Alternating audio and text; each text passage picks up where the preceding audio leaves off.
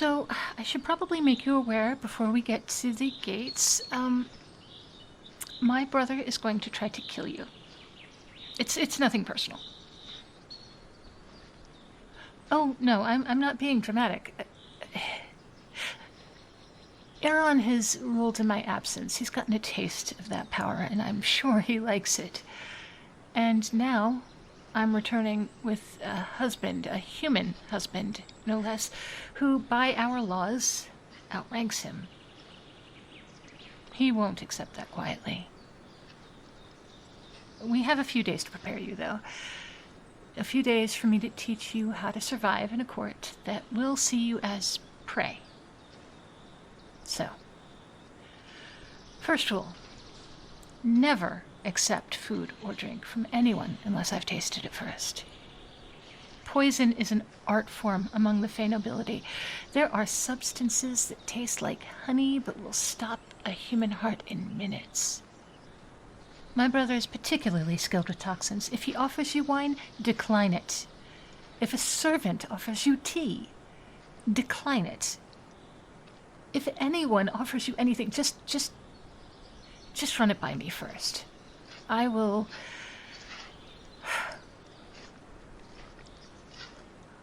make sure that you're safe. I will not let anything happen to you. If you trust me. You can do that, right? Good. Good. Because I find myself wanting to keep you alive. It's very inconvenient, considering I'm supposed to hate all humans. Huh. Very awkward. Anyway, second rule. Don't stare directly at the high nobles. In your culture, eye contact shows respect. Here, it shows aggression. A newcomer who meets a noble's gaze is just issuing a challenge. You acknowledge them with a little nod, eyes lowered just enough. You're not bending your head completely, you're not subservient to them in your position. But keep your eyes just about mouth level. I know it's different. Humans look to eyes. It's polite, and it's how you tell if a person is being sincere when they smile. We look a little lower. You'll get a sense of it. All right, well, for instance, a human will look at a person who's laughing and see if their eyes crinkle in order to know if they're genuinely laughing or if it's just not reaching their eyes. We look at the neck and the shoulders, because when a person smiles and it's genuine, their chest moves, their shoulders move a little bit. That's how we can tell. Exactly. You'll get the hang of it. You learn to read it the way you learn to read animals' reactions and moods. I did compare us to animals. Do you think that's belittling? Yeah. You might want to check that attitude at the door. Fae don't consider themselves particularly above animals.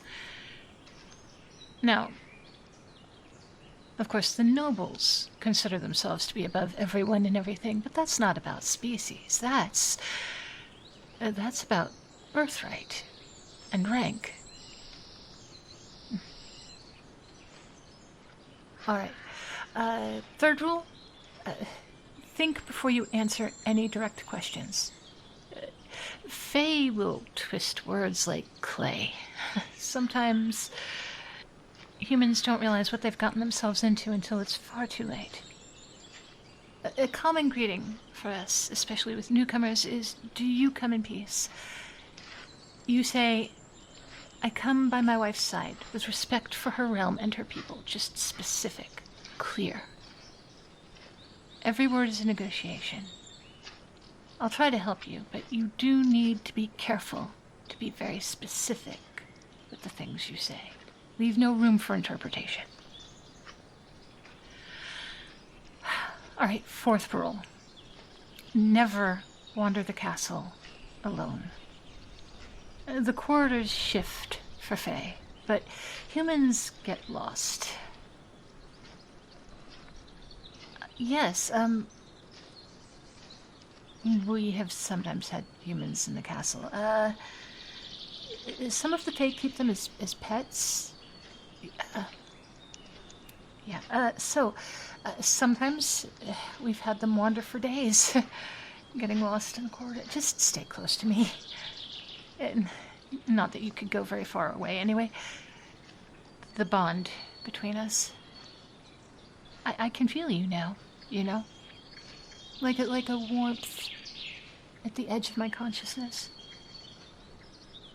Are you able to feel that? Huh. Yeah, that pulling sensation. That's the marriage bond.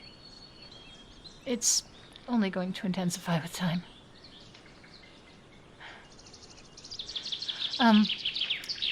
Fifth rule. This one is the most important.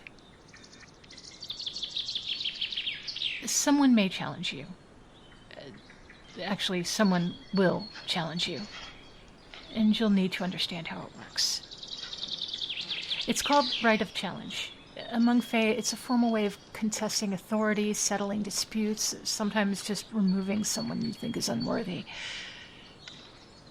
It's similar to human duels, where the challenged gets to choose the weapon, but for us you get to choose the discipline, not the challenger. It could be combat, or it could be magic, scholarship, strategy, it could be art, music, any skill, any ability you can name. We have a varied range of gifts, the Fae. Each species having a different specialty.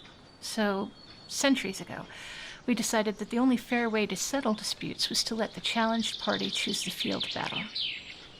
That way it protects the weak from being unfairly targeted by the strong.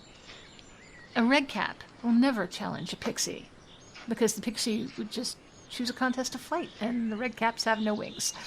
A pixie would never challenge a will-o-wisp, because the wisp would choose bioluminescence, and no pixie's glow can match theirs.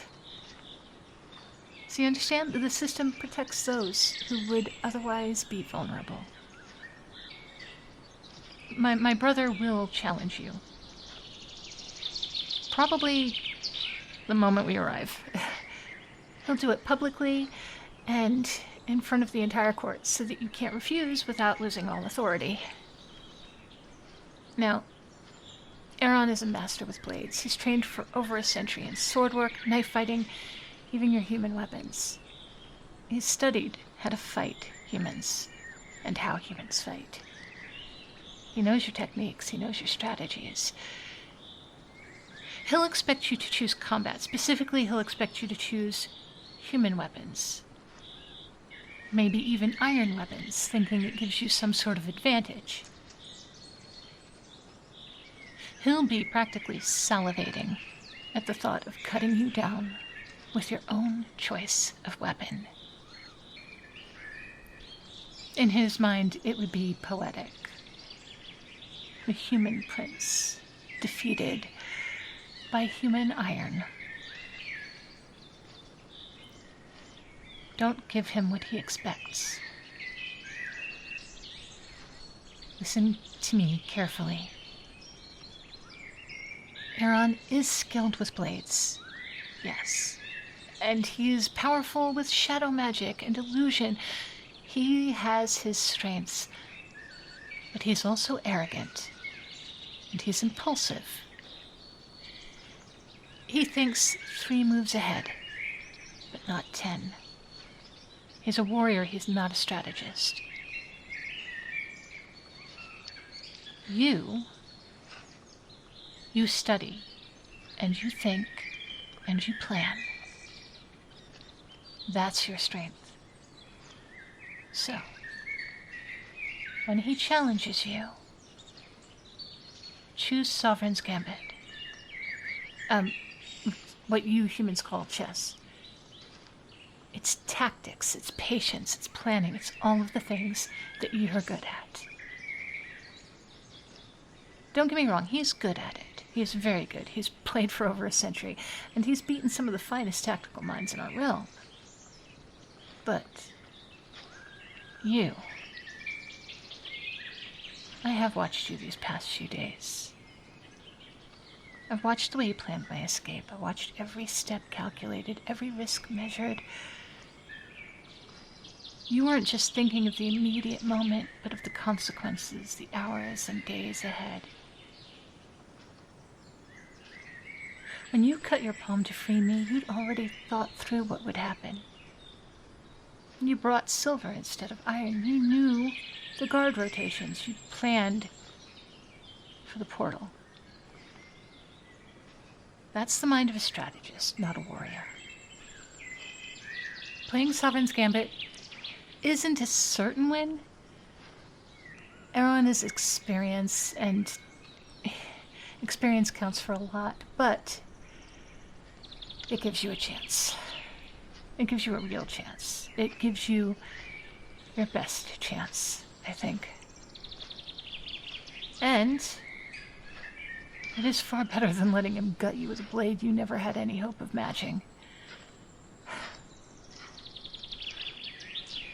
Do you smell that? I can smell the star lilies that we're getting closer. I love it here. Anyway, when he challenges you, and he will challenge you, don't hesitate. Don't look uncertain. Just announce your choice clearly, confidently. I choose Sovereign's Gambit. He'll be surprised. The whole court will be surprised, but by our laws, he will have to accept. And, my husband. Win. Please. Because if you lose,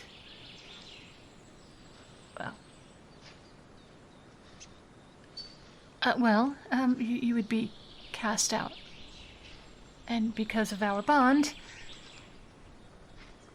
I would have to go with you. My brother would become regent again. Or you would be cast out, I would stay. And of course, we could perhaps wither. And I've just started to not hate you, so don't make me lose you now.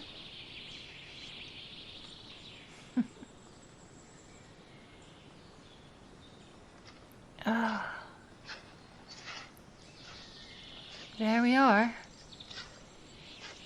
That is the land of the Autumn Castle. Not long now.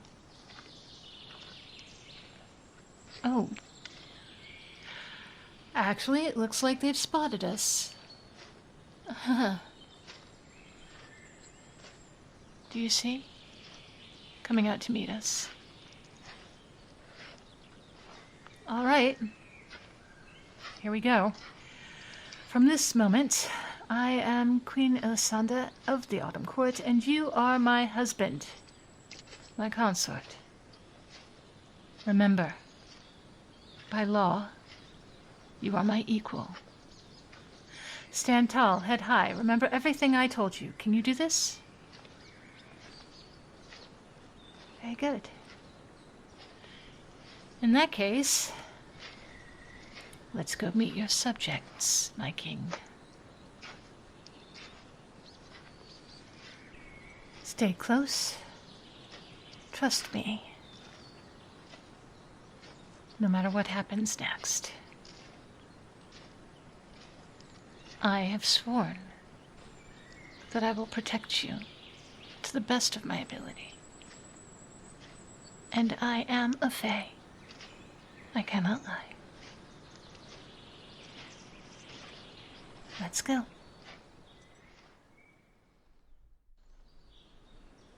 My people, I have returned. I know my absence has been felt. My brother has served well as regent, and I thank him for his service.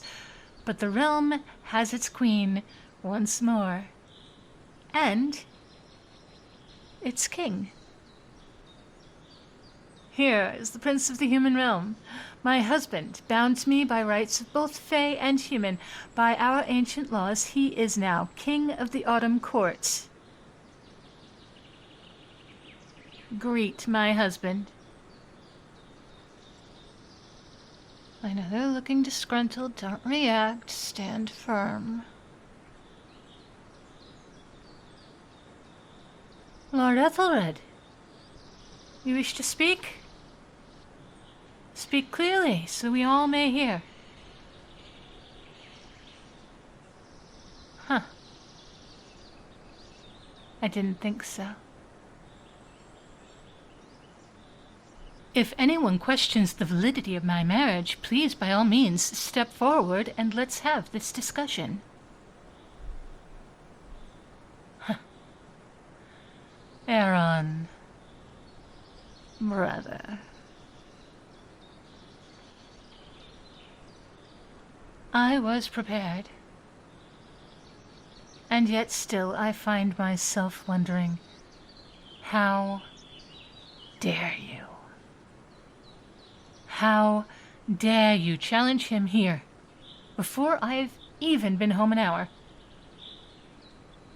I am your queen, Aaron, your sister, and I have just returned from captivity, from chains and humiliation, and this is how you welcome me, by challenging the man who freed me. You wish to invoke right of challenge against my husband. Against your king. So be it. He has invoked the ancient right. By our laws, you must answer, accept or refuse. If you refuse, you lose all authority. You will be cast out, escorted back to the human realms. If you accept, you know what to do. The choice is yours, husband.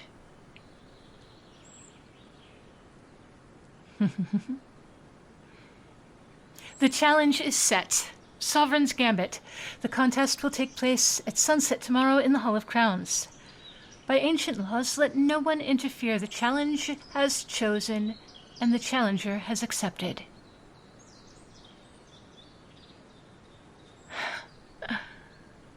Well done, my husband. You did it. Now you just have to win.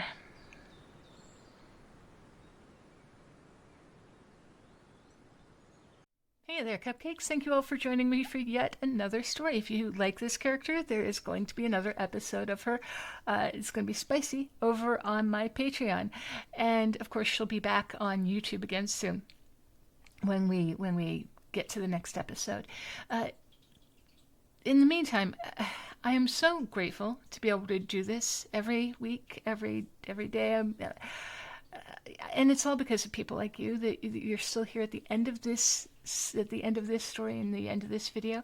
All of your likes and your comments and your shares and your subscriptions and your memberships and your hypes, it all does so very much to make me be able to do this, but most especially my patrons. My newest patrons are Zaza, Angelo Wellington, S, Goblin Man, Fury, Berta of Troy, Alexander C, and the Brap. And I hope you will join me in thanking all of the people whose names are flying by on my screen, because they are the ones who make it so that I can come back again and again and keep doing this. And on that note, I'm going to leave it like that so that I can thank everyone and not test everyone's patience, because I know these run a little bit long. I hope you will all have a wonderful week. Have a great Halloween, and I will speak to you all again soon. You be as good to yourselves as you are to me. Talk to you soon.